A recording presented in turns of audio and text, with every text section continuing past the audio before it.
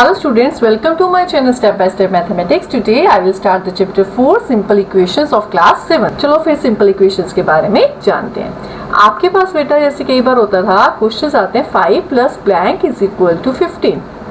तो आप सोचते हो कि 5 में क्या जोड़ें कि कितना आ जाए 15। आपने सोचा और आपने बोला इसमें क्या आएगा 10 आएगा। You have find the value कि इस बॉक्स में या इस फिलअप्स में क्या आएगा 10 आएगा। कई बार ये क्वेश्चन ऐसा भी हो सकता है कि 2 मल्टीप्लाई इस बॉक्स में क्या करें कि आंसर 12 आए, तो आप तुरंत आंसर देते हो कि 2 मल्टीप्लाई 6 किया जाए तो 12 आ जाएगा। ऐसे ही 15 माइनस क्या हो कि आंसर 12 आए। फिर आप सोचोगे तो आप बोलते हो 15 माइनस 3 किया जाए तो 12 आ जाएगा। ये जो हम एग्जाम्पल्स देख रहे हैं इसमें यदि मैं अननोन को यहाँ पर क्या लिख लूँ x, यहाँ पर क्या लिख लूँ y, यहाँ पर क्या लिख लेती हूँ 3 की जगह a, जो बन गया अब ये क्या बना इक्वेशंस बन गई। इसमें क्या है जो हम पहले लिखते थे 5 प्लस बॉक्स, और बॉक्स की जगह मैंने क्या लगा दिया x, तो is equal to 15। This is the equation, this is a simple equation. जैसे मैंने यहाँ किया 2y इज इक्वल टू 12, तो ये भी क्या बन गई simple equation. Then 15 minus a is equal to 12। Clear? तो these are the simple equations. अब सिंपल इक्वेशंस में क्या क्या हुआ फिर हमारे पास, इन्हें हम कहते हैं नंबर्स। 5, 15, 2, 15 ये सब क्या है नंबर्स। तो इनको 5, 15 सब क्या है ये नंबर्स। इन नंबर्स के लिए हम वर्ड यूज करते हैं कॉन्स्टेंट्स। इन्हें क्या बोलते हैं कॉन्स्टेंट्स। क्लियर? अब ये जो x y लगा दिया या a लगा दिया, इन सब अल्फाबेट्स को हम क्या बोलते हैं वेरिएबल्स। क्लियर? इन्हें क्या बोलते हैं वेरिएबल्स। यहाँ 2y किसके इक्वल है 12 के इक्वल है, तो इक्वलिटी का साइन इसके अंदर होगा। क्लियर? तो सिंपल इक्वेशंस में हमारे पास क्या क्या हो गए कांस्टेंट, वेरिएबल्स और इक्वलिटी का साइन, और इक्वल टू वो समथिंग होगा। जैसे कि यहाँ पे 15 के इक्वल है, यहाँ 2y किसके इक्वल है 12 के, यहाँ 15 माइनस a इक्वल किसके 12 के, यहाँ ये भी हो सकता है 7 minus y is equal to 0, ये भी हो सकती है इक्वेशन।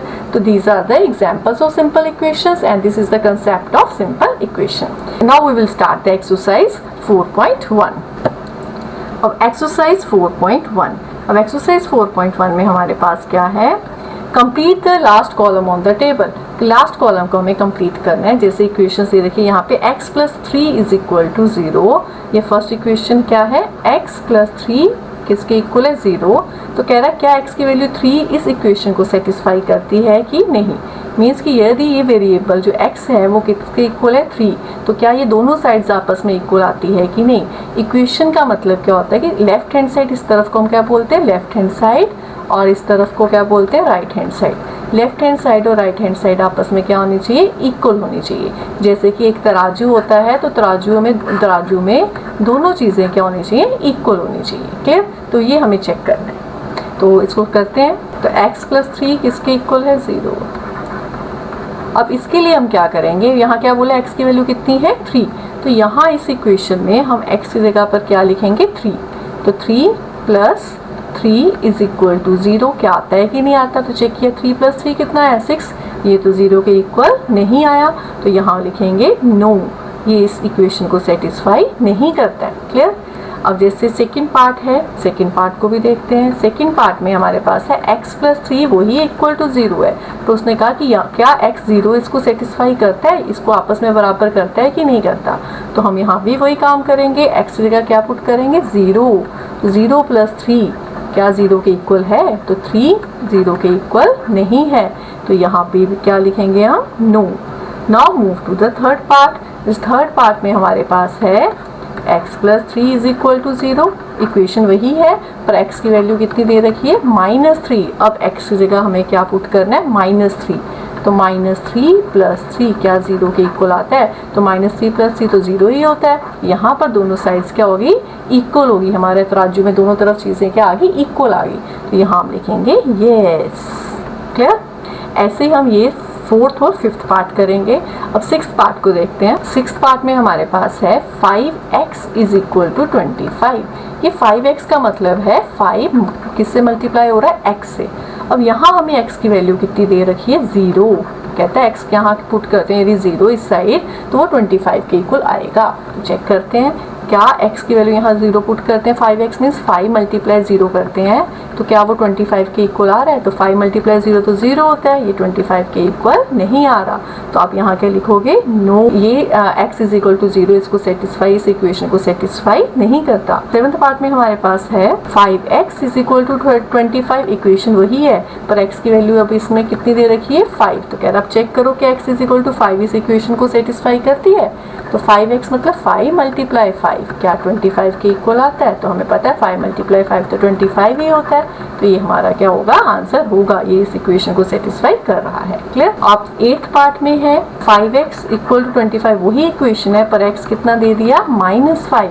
अब कहता है जब आप x की वैल्यू -5 पुट करते हो तो 5 इंटू -5 क्या 25 के इक्वल होगा, तो 5 इंटू 5 तो 25 होता है, पर यदि मल्टीप्लिकेशन में एक बार माइनस हो तो साइन कौन सा आएगा, माइनस का, आपको लास्ट चैप्टर में बताया था, ये आपस में इक्वल नहीं है, तो ये सेटिस्फाई नहीं करती, इस x की वैल्यू -5 इसको सेटिस्फाई इक्वेशन को नहीं करती है। क्लियर।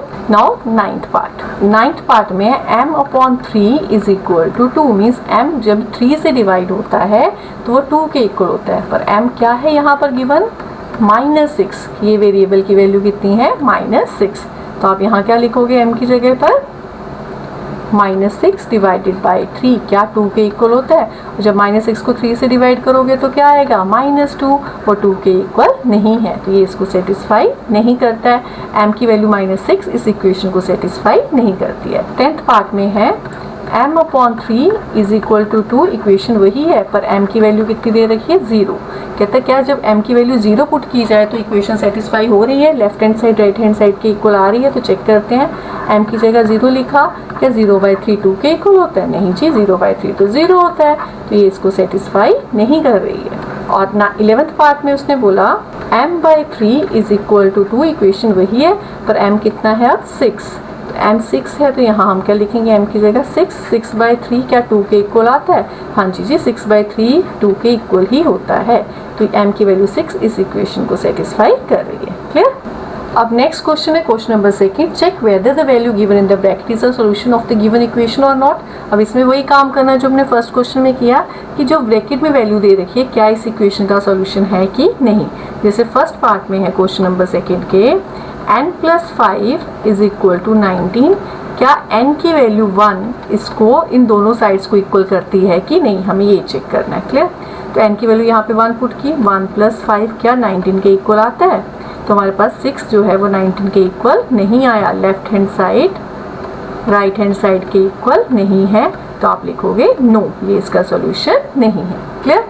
ऐसे ही अब इसका सेकंड पार्ट करते हैं, 7n+5 इज इक्वल टू 19 और n कितना दे रखा है, -2, क्या n की वैल्यू -2 इस इक्वेशन को सेटिस्फाई करती है कि नहीं, तो हम लिखेंगे 7, n की जगह क्या लिखेंगे, -2 + 5 क्या 19 के इक्वल आता है, तो 7n का मतलब है 7 मल्टीप्लाई n मीन 7 मल्टीप्लाई -2 कितना आएगा, -14, क्योंकि एक साइन माइनस का है तो आंसर में क्या आएगा, माइनस +5 क्या 19 के इक्वल है, तो -14 + 5 कितना आता है, -9, जो 19 के इक्वल नहीं है, तो आप क्या लिखोगे, नो।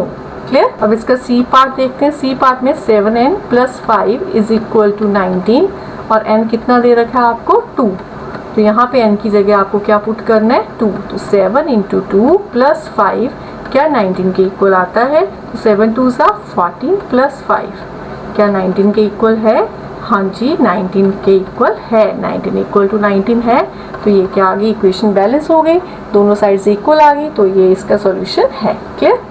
ऐसे इसके रिमेनिंग पार्ट्स आप करेंगे। क्लियर। क्वेश्चन नंबर 3 में solve the following equation by trial and error method. Trial and error method क्या है कि कोशिश करें, गलती निकलेगी फिर उसे सुधारें, ऐसे कर करके आप आंसर्स को निकालेंगे। तो हम क्या करते हैं, ट्रायल मेथड है तो हम ले लेते हैं अपने आप से, मान लेते हैं कि जो p की वैल्यू है जो इसको 1 है वो इसको सेटिस्फाई करती होंगी, उससे ये दोनों इक्वेशन क्या आ जाती होंगी, इक्वल आ जाती होंगी। क्लियर। तो जब p 1 है तो ये क्या बन जाएगा, 5 × 1 + 2 क्या 17 के इक्वल आ रहा है, चेक करते हैं, तो 5 + 2 क्या 17 के इक्वल है, नहीं जी 7 17 के इक्वल नहीं है, तो ये तो हमारा हो गया, गलत हो गया। ठीक है, ये इसको सेटिस्फाई नहीं कर रहा। अपने आप से अब नेक्स्ट ले लेते हैं, लेट p = 2, मान लेते हैं कि p जो वेरिएबल है वो कितना है, 2, जब वेरिएबल 2 है तो इसमें 5p 5 इंटू 2 पुट करेंगे प्लस 2, क्या 17 के इक्वल आ रहा है? चेक करते हैं। 10 प्लस 2 इज इक्वल टू 17 आ रहा है? नहीं जी, 12 17 के इक्वल नहीं हो रहा, तो ये भी इसका सोल्यूशन नहीं है। नेक्स्ट लेते हैं p3 ले लेते हैं। Let p is equal to 3। अब इसको चेक करते हैं, तो 5 p की जगह 3 लिखा प्लस 2, क्या 17 के इक्वल है? तो हमने किया 15 प्लस 2 इज इक्वल टू 17 आ रहा है कि नहीं आ रहा? तो हाँ, 17 के इक्वल आ गया। 17 इज इक्वल टू 17, तो ये इसका सोल्यूशन है। तो आप ट्रायल मेथड से और एरर मेथड से क्या बताओगे? देयरफॉर लास्ट में लिख दोगे, therefore p is equal to 3 is its solution. Clear? Question number 3 का सेकंड पार्ट देखते हैं। 3m माइनस 14 4 के इक्वल आना चाहिए, ठीक है। अब बेटा आप जब 3m का मतलब क्या है? 3 मल्टीप्लाई m। तो m के टेबल m 1 लेते हो, 3 1 सा 3, 3 माइनस 14 क्या आएगा? माइनस में आंसर आएगा। ऐसे m 2 लेते हैं तो 3 2 सा 6, 6 माइनस 14 भी माइनस में आएगा। ऐसे 3 4 सा 12, 12 माइनस 14 भी क्या आएगा? माइनस में आंसर आएगा। तो मानना ही शुरू करते हैं, लेट m इक्वल टू 5, क्योंकि जब हम 5 लेंगे तो 3 5 का 15, तो इससे वैल्यू बड़ी हो जाएगी। तो हम कहाँ से मानना शुरू करते हैं? m को 5 से ट्रायल लेना शुरू करते हैं।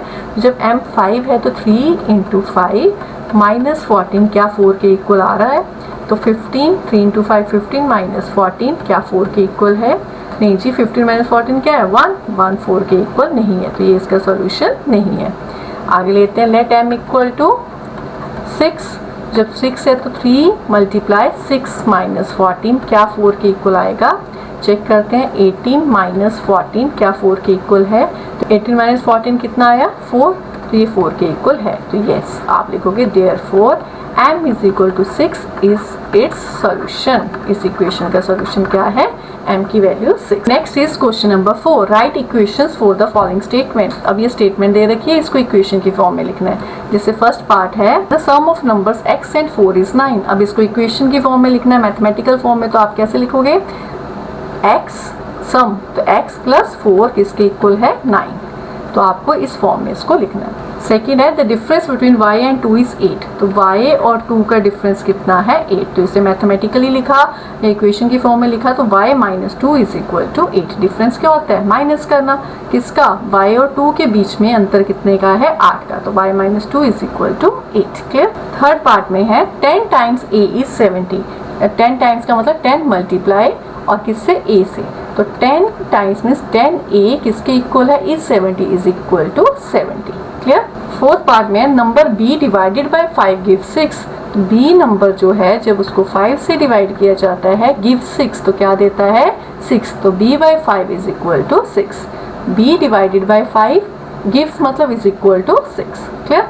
अब क्वेश्चन नंबर 5 में है, write the following equations in statement forms. और यहाँ पर हमने स्टेटमेंट्स को किस में लिखा? इक्वेशंस में। अब यहाँ क्या है? इक्वेशंस को स्टेटमेंट की फॉर्म में लिखना है। जैसे p plus 4 is equal to 15, तो ये वाला हो गया। फर्स्ट वाले के साथ कंपेयर करें तो the sum of number x and 4 is 9। यहाँ हम क्या लिख देंगे? The sum of number p and 4 is 15। Clear? तो इसको हमें स्टेटमेंट की फॉर्म में लिखना है। तो आप इसके क्या लिखोगे? Statement, the sum of number p and 4 is 15। Difference वाला केस है, m minus 7 is equal to 3।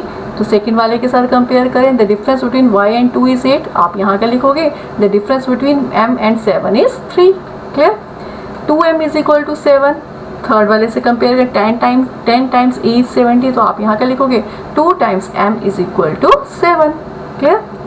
m divided by 5 is equal to 3। तो ऐसे the number b divided by 5 gives 6। तो यहाँ क्या लिखोगे? The number m divided by 5 gives 3। Clear? Next है 3m bye 5 is equal to 6। तो इसको आप क्या लिखोगे? इसको आप फिफ्थ वाले से कंपेयर करें, 3/4 ऑफ t इज 15। तो आप लिखोगे 3/5 of m is 6। 3/5 of m is 6। Clear? Then 3p plus 4 is equal to 24। तो 3p मतलब 3 टाइम्स p और 4 प्लस 4 किसके इक्वल है? 24 के। तो आप लिखोगे sum of 3 times of p and 4 is 25। आप 4p माइनस 2 को कैसे लिख सकते हो? ऐसे भी लिख सकते हो, the difference of 4 times of p and 2 is equal to 18। इसकी तरह। क्लियर?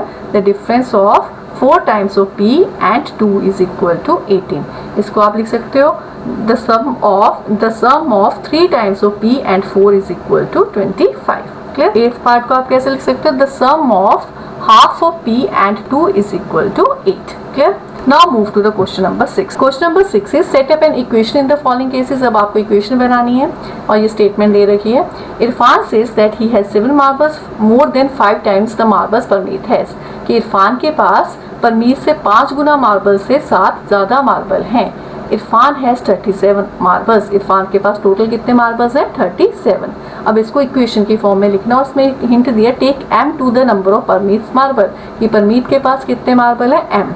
यदि परमीत के पास m मार्बल है, परमीत हैज़ मार्बल्स m, तो इरफान के पास कितने हैं? इरफान के पास है 7 marbles more than. 7 marbles more than means plus हो गए. Then 5 times the marbles. Then 5 times मतलब 5 मल्टीप्लाई परमीत है, तो 5 टाइम्स द मार्बल्स किसके पास हैं? जो परमीत के पास हैं. 5 टाइम्स परमीत मार्बल्स. और इरफान के पास टोटल मार्बल्स है कितने? अब इसको लिख लेते हैं. तो इरफान के पास कितने मार्बल्स हैं? 37. ये किसके इक्वल है? 37. तो ये आ गया आपके पास 7 प्लस 5. परमीत के पास कितने हैं? m माना था, तो 7 plus 5m is equal to 37. तो ये हमारे पास क्या बन जाएगी? इक्वेशन बन जाएगी कंडीशन के अकॉर्डिंग. क्लियर? ऐसे सेकंड पार्ट देखते हैं. Lakshmi father is 49 years old. Lakshmi के पापा की एज कितनी है? 49 years. He is 4 years older than 3 times the Lakshmi age. जो लक्ष्मी की एज है उसका 3 टाइम्स करने पर उससे वो 4 ईयर्स क्या है? ज़्यादा है. तो लेट लक्ष्मी एज कितनी है? y years. तो पापा की फादर की एज कैसे निकलेगी? फादर एज क्या बोला उसने? 4 years older than 3 times the Lakshmi age. तो 3 मल्टीप्लाई लक्ष्मी एज से 4 साल बड़े प्लस 4. तो फादर की एज है कितनी गिवन है? 49 इज इक्वल टू 49. तो फादर एज की इक्वेशन क्या बनेगी? 3 इंटू लक्ष्मी एज कितनी थी बेटा हमारे पास? इम्प्लाइज ये क्या आया? 3 मल्टीप्लाई लक्ष्मी एज कितनी है? y plus 4 is equal to 49. This is the equation. Clear? Third part is the teacher tells the class that the highest marks obtained by a student in her class is twice the lowest marks plus 7. कि class teacher ने बताया कि highest marks जो बच्चे के आए हैं वो कितने कैसे आए हैं? जिसके सबसे कम नंबर आए हैं उसका ट्वाइस से में 7 ज़्यादा आए हैं. तो हाईएस्ट स्कोर कितने हैं? 87. क्लास में हाईएस्ट मार्क्स कितने हैं? 87. बोला take the lower score to be L. तो लोअर स्कोर को क्या माना उसने? L. लोअर स्कोर L है. अब हाईएस्ट मार्क्स किसके इक्वल है? उसने बोला twice the lowest marks means 2 multiply lowest marks plus 7. तो और किसके इक्वल आए हैं? 87. हाईएस्ट मार्क्स है किसके इक्वल? 87. तो implies 2 lowest marks is L, 2L plus 7 is equal to 87. This is the equation. Clear? Now move to the last part, that is the fourth part. Question number 4 में है in an isosceles triangle. Isosceles triangle the vertex angle is twice either base angle. तो जो है vertex angle है वो base angle का क्या है? twice है. तो आगे बोला let the base angle be b in degrees. base angle कितना मान लो b, और remember that the sum of angles of a triangle is 180 degree. और याद रखो ट्रायंगल में तीनों एंगल्स का सम कितना होता है? 180. हमें पता है आइसोसेलेस ट्रायंगल में 2 अपोजिट साइड्स इक्वल होती हैं और ये एंगल्स इक्वल होते हैं. ये ऑपोजिट बेस एंगल्स के आपस में इक्वल.